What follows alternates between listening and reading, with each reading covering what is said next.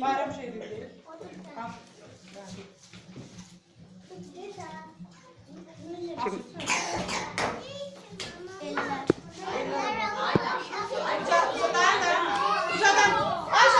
Sakin olun. Eller başa dol, tezelde tezel.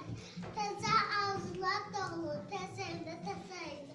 Üzüldü her gün tersimi.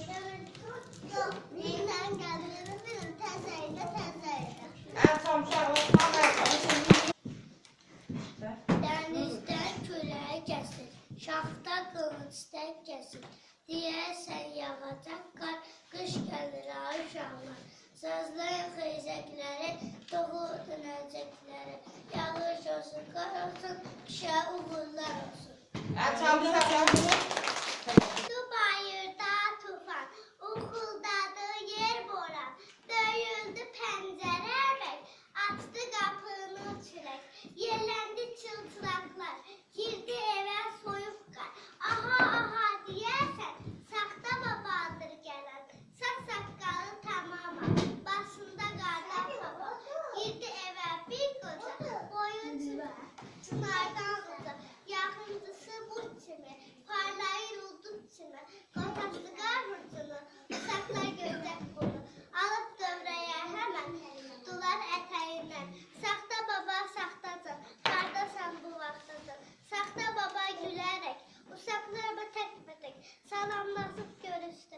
Nəsə yadına düşdü, fikrə getdi bir qədər. Dedi əsid çörpərək, qarı dağlar aşaraq, çox ellər dolaşaraq. Dağlarda qurdum deyə, gəldim sizi görməyə. Başla. Ağırdı bağça bağları, çiçəkli gülü bağları, qışın safalı çağlar, eşitdi gəldim o düşən, safalıdır bizim vətən. Nə xoş gəlib bu qış buqa, qışın da başqa görü var, qar yatdı tağlara, dümağ çölsə, safalıdır bizim vətən.